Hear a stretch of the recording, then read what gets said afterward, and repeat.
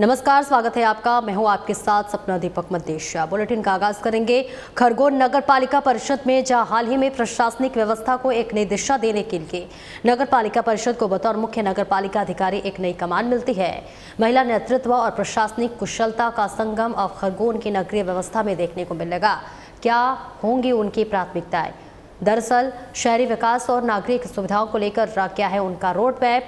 इन तमाम सवालों के जवाब जानने के लिए हमारे संवाददाता आमिर शेख ने नवागत सीएमओ कमला कौल से बातचीत की। इस दौरान सीएमओ कमला कौल ने क्या कुछ कहा, आइए आपको सुनवाते हैं। चलिए, बहुत स्वागत है आपका साधना न्यूज़ में। मैं हूं आपके साथ आमिर शेख। महिला नेतृत्व और प्रशासनिक कुशलता का संगम अब खरगोन की नगरीय व्यवस्था में देखने को मिलेगा। जी हां, मैं बात कर रहा हूं खरगोन में नवागत सीएमओ कमला कौल जी की। कमला कौल जी हमारे साथ मौजूद है, हम कमला कौल जी से बात करेंगे। मैम, सर्वप्रथम आपका नवरंग नगरी में हार्दिक अभिनंदन है। बहुत बहुत धन्यवाद करती हूँ मैं आप सभी को, नगर के समस्त जनों को धन्यवाद ज्ञापित करती हूँ कि मुझे आज ये सौभाग्य प्राप्त हुआ है। खरगोन नगर पालिका में आज मैंने ज्वाइन कर लिया है। सभी को बहुत बहुत धन्यवाद। मैडम, क्या कुछ प्राथमिकताएं रहेंगी आपकी?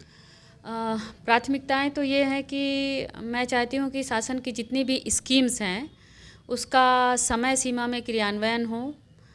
जो भी जन कल्याणकारी हितग्राही मूलक योजनाएं हैं सभी पात्र हितग्राहियों को मिले। अभी प्रधानमंत्री आवास योजना का 2.0 स्कीम चालू हो गया है, उसमें भी सभी पात्र हितग्राहियों को लाभ मिले। मैडम, शहरी विकास और नागरिक सुविधाओं को लेकर क्या रोड मैप है? देखिए, जो भी शहर की मूलभूत सुविधाएं हैं जैसे शुद्ध पेयजल, प्रकाश व्यवस्था, सफाई व्यवस्था, ये हमारी जिम्मेदारी है कि हम घर घर तक पहुंचाएं। और यही मेरी प्राथमिकता है कि इसका फ़ायदा पूरे शहर को प्राप्त होना चाहिए। मैडम, बड़नगर से आप आई हैं, वहाँ क्या बजट बनाया गया था मैडम? और खरगोन का बजट जो है 156 करोड़ 97,30,000 का जो बजट है, तो क्या कुछ मैडम प्लानिंग रहेगी उसमें? देखिए, मैं आज ही ज्वाइन की हूँ। जैसा आप बता रहे हैं, मुझे आपके माध्यम से ही ये जानकारी प्राप्त हुई है कि हमारे शहर खरगोन की 156 करोड़ के लगभग का बजट है। तो हमारी जो परिषद के साथ जो भी मैं चर्चा करूंगी और जो भी प्राथमिकताएं होंगी परिषद की, उसको मैं पूरी तरह इम्प्लीमेंट करूंगी। और मैं बड़नगर से आई हूँ। बड़नगर का बजट लगभग 104 करोड़ का है इस वित्तीय वर्ष में। और हमारी वहाँ पर जो भी बड़ी स्कीम्स चलती थी, हमने वहाँ पर स्विमिंग पूल, इंडोर स्टेडियम, बड़े पार्क्स, इसको अभी हमने इम्प्लीमेंट किया है। और यहाँ की परिषद की जो भी प्राथमिकताएं होंगी उसको मैं ज़रूर क्रियान्वित करूँगी। मैडम, आपकी पहली पोस्टिंग कहाँ रही? क्या कुछ उल्लेखनीय कार्य किया आपने? देखिए, मैं 2006 बैच की हूँ और पहली पोस्टिंग मेरी छिंदवाड़ा ज़िले की नगर पालिका सौसर में थी। उसके पश्चात मैं मंडला रही हूँ, मंडला नगर पालिका में, अनूपपुर नगर पालिका में, सीधी नगर पालिका, मैहर नगर पालिका। इस तरह से मैं कुछ बड़ी नगर पालिकाओं और कुछ छोटी नगर पालिकाओं में कार्य किया है। हर शहर की अपनी अपनी चैलेंजेस होते हैं, अपनी अपनी आवश्यकताएं होती हैं। उस आवश्यकता अनुरूप मैंने कार्य किया है। अब खरगोन की भौतिक संरचना से अभी मैं वाकिफ़ नहीं हूँ। अब मैं धीरे धीरे इस शहर की आवश्यकता को समझूंगी और इस शहर की आवश्यकता के अनुसार अपन कार्य योजना बनाएंगे और उसको पूर्ण करेंगे। मैडम, आपका एजुकेशन कहाँ हुआ है? आपकी पारिवारिक पृष्ठभूमि क्या है? मैं अनूपपुर के कोतमा तहसील से बिलोंग करती हूँ। मेरा पीजी सोशियोलॉजी से मैं हूँ, फर्स्ट क्लास।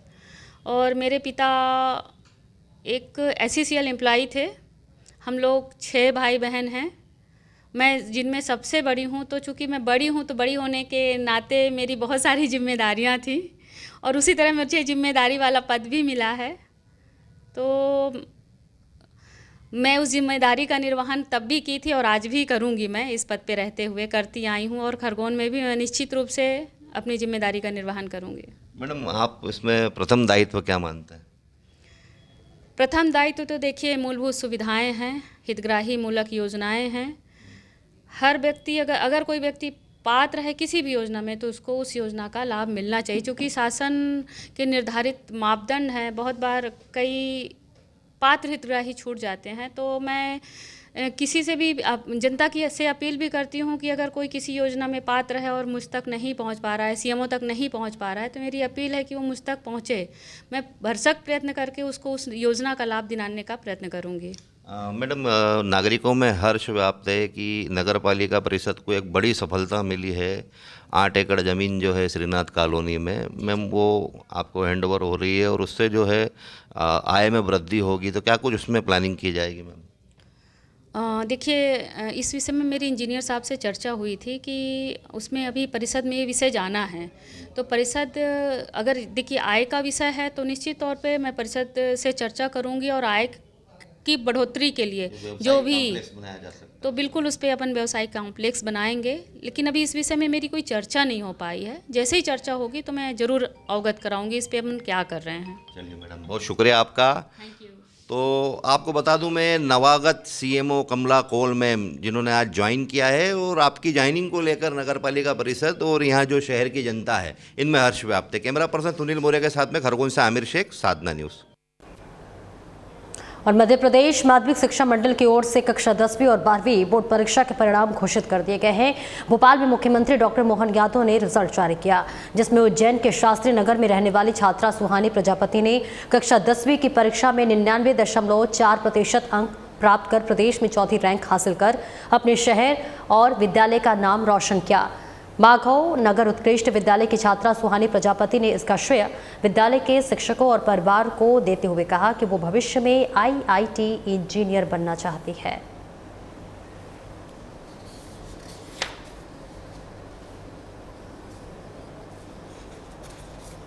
और ये तस्वीरें आपको दिखा रहे हैं जहां पर 10वीं और 12वीं के रिजल्ट देखिए घोषित हो गया और ऐसे में 10वीं बोर्ड का परिणाम भी घोषित हुआ है, जहां उज्जैन की सुहानी ने जो है नंबर ज़्यादा लाकर अपने न सिर्फ क्षेत्र का बल्कि अपने प्रदेश का भी नाम रोशन किया है। प्रदेश में चौथी रैंक हासिल की है इन्होंने।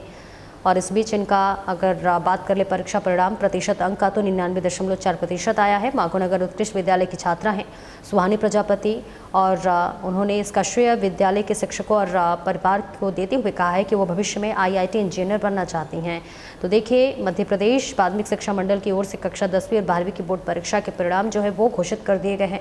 और ऐसे में भोपाल में मुख्यमंत्री डॉक्टर मोहन यादव ने रिजल्ट जारी किया, जिसमें उज्जैन के शास्त्री नगर में रहने वाली छात्रा सुहानी प्रजापति ने कक्षा 10वीं की परीक्षा में 99.4% अंक लाकर प्रदेश में चौथी रैंक हासिल की है।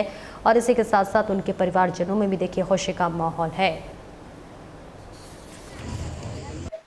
थोड़ा डर तो लग रहा था, पर फिर जब रिजल्ट आया तो मेहनत तो शुरू स्टार्टिंग से करी 10th की। पूरे साल आपने किस तरह से पढ़ाई करी, मोबाइल से कितना दूर रहे और कब से इसमें मोबाइल कितना सार्थक रहा?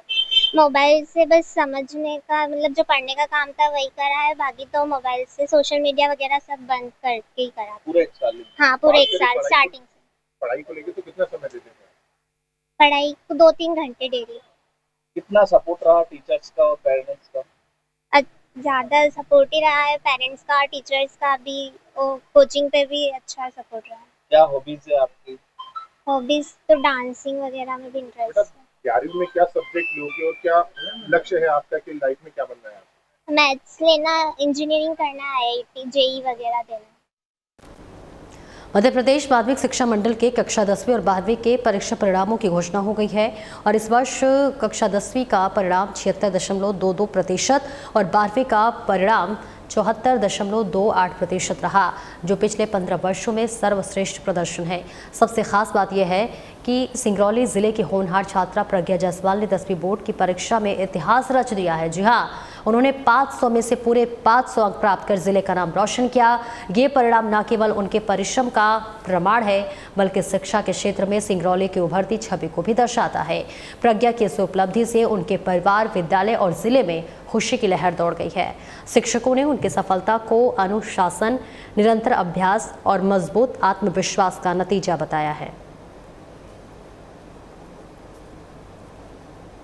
और देखिए, ये इतिहास रचने से कम नहीं है, जहां 500 में से 500 अंक पाकर जो है सिंगरौली की प्रज्ञा ने इतिहास रच दिया है।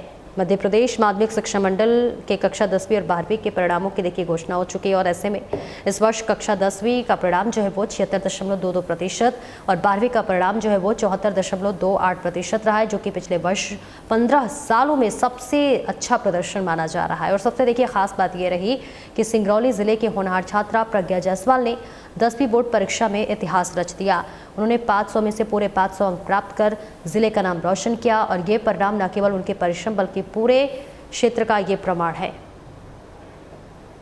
मैंने एमपी बोर्ड 2025 में प्रथम स्थान हासिल किया है और इसका श्रेय मैं सभी टीचर्स को, अपने school golden public high school, अपने पेरेंट्स को देना चाहूँगी। हमारे टीचर्स और पेरेंट्स ने बहुत ही मेहनत की है और हमको बहुत ही मोटिवेट भी किया है कि हमको कैसे पढ़ना है और क्या क्या करना है, इस सभी की जानकारी दी है। तो मैं उनको बहुत बहुत धन्यवाद करना चाहूँगी। Thank you. आगे आप जो 500 अंक प्राप्त किए हैं, आगे आप क्या बनना चाहती हैं और इसका श्रेय किसको देंगी?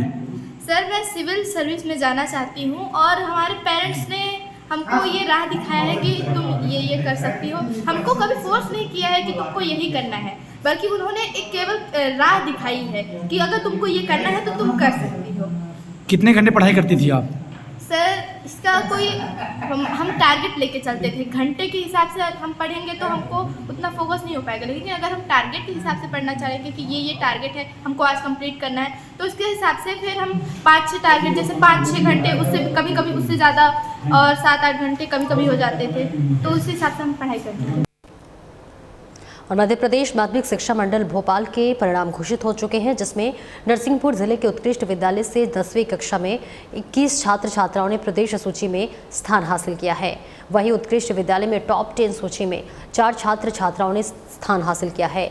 वहीं उत्कृष्ट विद्यालय के शिक्षक और शिक्षा अधिकारी छात्र छात्राओं को लेकर मंगलवार 1:30 पर नरसिंहपुर के कलेक्ट्रेट भवन पहुंचे और वहां नरसिंहपुर कलेक्ट्रेट शीतल पटले ने छात्र छात्राओं से मुलाकात की और उन्हें फूल माला पहनाकर मिठाई खिलाकर शुभकामनाएं दी। उन्होंने कहा कि माता पिता और गुरुजनों के आशीर्वाद मेहनत से आज बच्चों ने अपना मध्य प्रदेश की टॉप 10 सूची में मुकाम हासिल किया है और ज़िले को गौरवान्वित किया है। वहीं उन्होंने उनके बेहतर भविष्य को लेकर उन्हें शुभकामनाएं दी।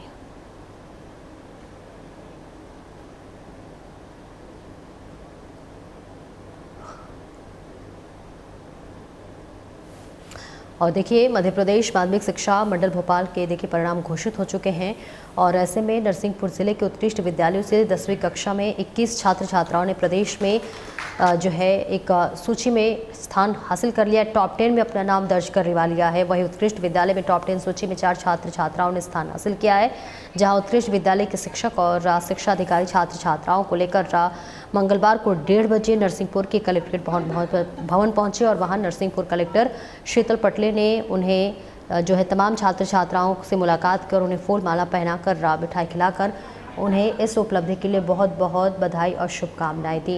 इस बीच उन्होंने कहा कि माता पिता और गुरुजनों के आशीर्वाद और मेहनत से आज बच्चों ने मध्य प्रदेश की टॉप 10 में अपनी जगह बनाई है, एक मुकाम हासिल किया है, जहां ज़िले को गौरवान्वित किया है। तो वहीं उन्होंने उसके बेहतर भविष्य को लेकर उन्हें बहुत बहुत बधाई और शुभकामनाएं दी।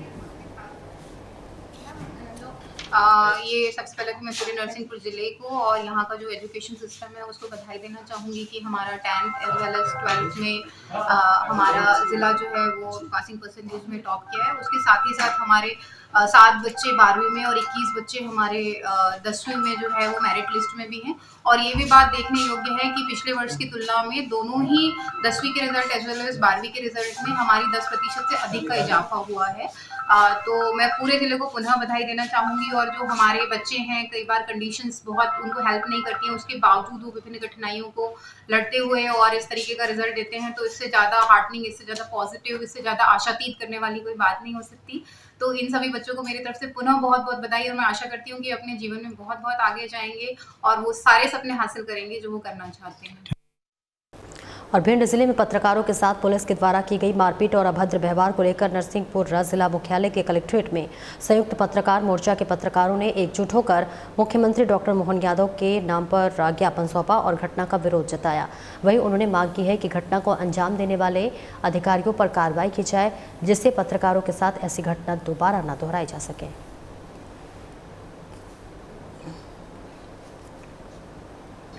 आज हम लोग माननीय मुख्यमंत्री जी जो कि प्रदेश के गृह मंत्री भी हैं, उनको ज्ञापन सौंपने आए हैं कलेक्टर महोदया के माध्यम से कि ये अत्याचार पत्रकारों के ऊपर कब तक होगा।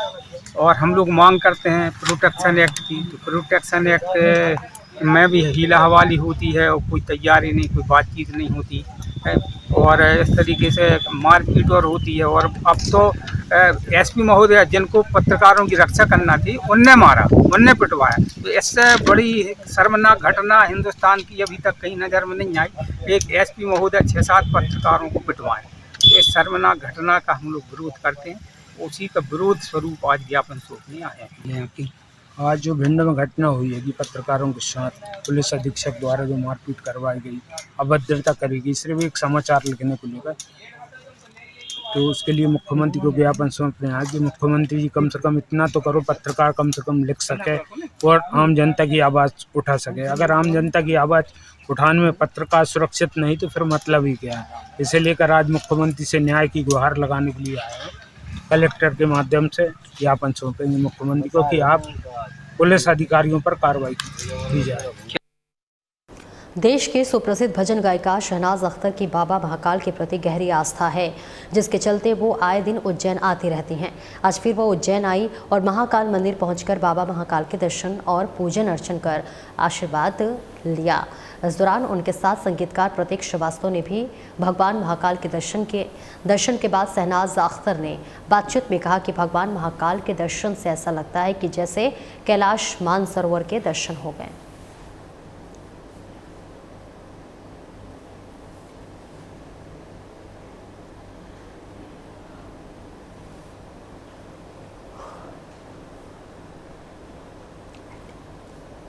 तो देखिए ये तस्वीरें आपको दिखा रहे हैं जहां भजन गायिका शहनाज अख्तर उज्जैन पहुंची हुई है और देखिए आए दिन वो उज्जैन पहुंचती रहती हैं, बाबा महाकाल के दर्शन पूजन करती हैं और एक बार फिर देखिए वो पहुंची हुई हैं और महाकाल के दर्शन करते हुए नजर आ रही है। संगीतकार प्रतीक श्रीवास्तव भी देखिए उनके साथ मौजूद है। तस्वीरें आपको उज्जैन से दिखा रहे हैं जहाँ पर देश की सुप्रसिद्ध भजन गायिका शहनाज अख्तर बाबा महाकाल के प्रति गहरी आस्था उनकी जो है वो ज़रूर देखने को हमेशा मिलती है, जिसमें कि आए दिन वो उज्जैन आती रहती हैं। आज फिर वो उज्जैन आई और महाकाल मंदिर पहुंचकर बाबा महाकाल के दर्शन और पूजन अर्चन कर उनका आशीर्वाद लिया। और इस बीच साथ उनके संगीतकार प्रतीक श्रीवास्तव भी मौजूद रहे, जिन्होंने भगवान महाकाल के दर्शन किए। और दर्शन के बाद शहनाज अख्तर ने बातचीत में कहा है कि भगवान महाकाल के दर्शन से ऐसा लगता है कि जैसे कैलाश मानसरोवर के दर्शन हो गए हैं।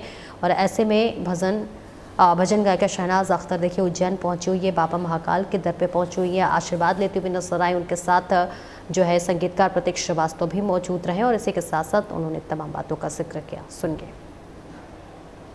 मैं बाबा महाकाल जी के दर्शन के लिए उज्जैन आई थी। वैसे तो बाबा महाकाल जी हमेशा हमें बुला लेते हैं, 1-2 महीने में हम दर्शन के लिए हमेशा आते हैं और सदैव आते रहेंगे। और यहाँ आप सभी भक्तों से अनुरोध है कि आप भी दर्शन के लिए आइए, थोड़ा दान पुण्य करिए और बाबा महाकाल जी के माता पार्वती के अद्भुत दर्शन पाइए। आप यहाँ आएंगे तो आपको ऐसा लगेगा कि आप कैलाश में हैं। जय श्री महाकाल। मंदसौर जिले के सीतामऊ के दमाखेड़ी में अवैध उत्खनन करते हुए 2 जेसीबी को तहसीलदार ने जब्त किया है। दरअसल आपको बता दें कि सीतामऊ अनुविभागीय अधिकारी के निर्देशन में तहसीलदार शुभम पाटीदार ने 2 जेसीबी को जब्त किया है। जब्त दोनों जेसीबी को थाने में खड़ा करवाया गया। बता दें कि काली मिट्टी का अवैध उत्खनन बहुत दिनों से चल रहा था, उसकी सूचना प्रशासन को लगातार मिल रही थी और इस बीच इसी क्रम में तहसीलदार शुभम पाटीदार ने और नया तहसीलदार रमेश मासरे ने 2 जेसीबी को जब्त किया है। वहीं अन्य जेसीबी अंधेरे का फायदा उठाकर भागने में कामयाब रही।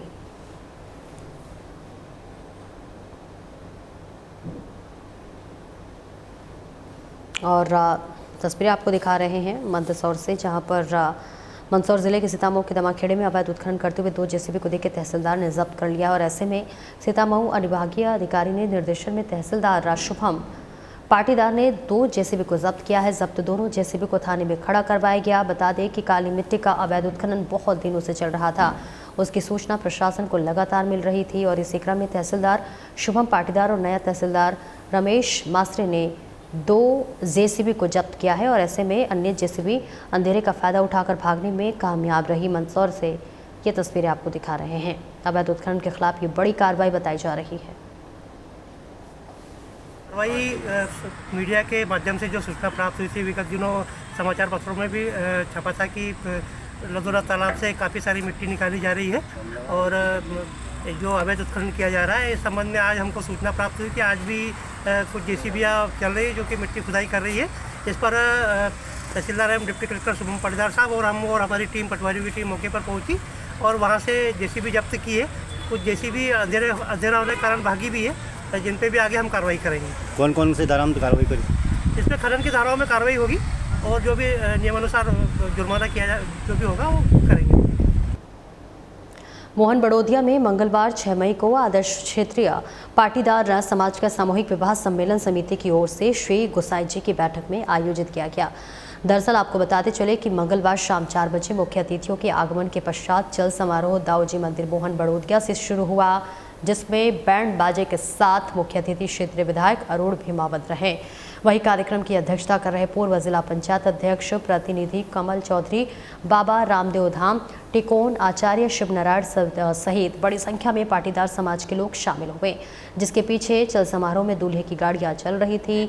चल समारोह के पश्चात अतिथियों का स्वागत भाषण हुआ। वहीं महिला और पुरुषों के लिए अलग अलग भोजन पंडाल लगाए गए, जिसमें ग्राम के सभी लोगों ने भोजन प्रसाद वितरण में सहयोग किया। आपको बता दें कि सम्मेलन में कुल 50 जोड़े परिणय सूत्र में बंधे। कार्यक्रम के विशेष अतिथि के रूप में गोविंद धाम नेपालिया के गुरुजी और बाबा रामदेव धाम टिकोन के आचार्य शिवनारायण मौजूद हैं। सशक्त नेतृत्व रहा है और आज भी नेतृत्व। और खबर भगवानपुरा से है, जहां पर मंगलवार शाम अचानक तेज हवा आंधी के साथ धौलकोट में ओले गिरे। वहीं भगवानपुरा में तबाही का मंजर देखने को मिला। हर तरफ छोटे बड़े पेड़ हवा आंधी के चलते धाराशाही हो गए। वहीं ग्रामीण भी तेज हवा आंधी से बचते नजर आए। प्रत्यक्षदर्शियों के अनुसार हवा की रफ्तार इतनी तेज थी कि कुछ दिख भी नहीं रहा था, मानो 150 से 200 की रफ्तार को हवा चल रही हो। लगभग 25 मिनट तक तेज हवा आंधी बारिश से खौफ का माहौल बना रहा। साथ ही खरगोन मार्ग पर लगे लोहे के खंभों से विद्युत तार टूटकर नीचे गिर गया। वहीं किराना व्यवसायी दुर्गेश मालविया के घर के टीन शेड उड़कर सड़क पर जा गिरी। मौके पर तहसीलदार संजय चौहान, थाना प्रभारी कैलाश चौहान और जनपद सीईओ पवन शाह भी पहुंचे और ग्रामीणों की मदद से सड़क पर गिरे टीन शेड को हटवाया गया। विद्युत विभाग की टीम भी बिजली के तारों को दुरुस्त करते दिखी।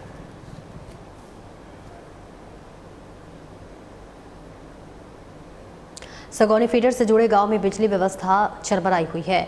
खंभों पर लटके पुराने और जर्जर तार हर 2 घंटे में टूट रहे हैं, जिससे बिजली आपूर्ति ठप हो जाती है। शिकायतों के बावजूद न तो लाइनमैन और न ही अधिकारी कोई कार्रवाई कर रहे हैं। इससे ग्रामीणों, खासकर किसानों में भारी रोष है। सगौनी, छिनकी, उमरिया और रोहिया गांव के किसानों ने अधीक्षण यंत्री कार्यालय पहुंचकर प्रदर्शन किया और टूटे हुए तार लेकर अपना आक्रोश जताया। किसानों ने बताया कि पिछले 20 दिनों में 5 बार शिकायत करने के बावजूद विभाग ने कोई ध्यान नहीं दिया। बिजली के अभाव में उनकी फसलें सूख रही हैं और घरों में रहना भी मुश्किल हो गया है। किसानों ने चेतावनी दी है कि यदि जल्द सुधार नहीं हुआ तो वे उग्र आंदोलन करेंगे। विभाग की मनमानी और लापरवाही से ग्रामीण क्षेत्र बिजली संकट झेल रहा है।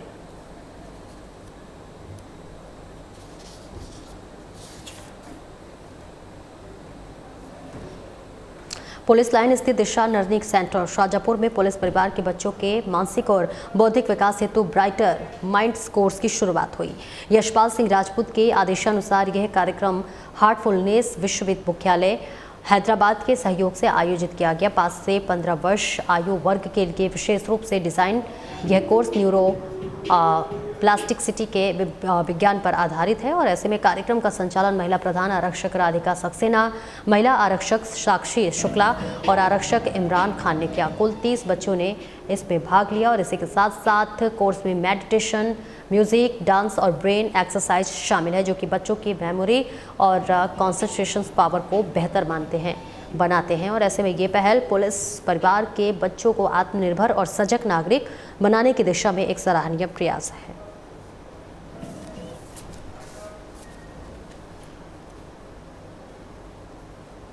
फिलहाल इस बुलेटिन में इतना ही। नमस्कार।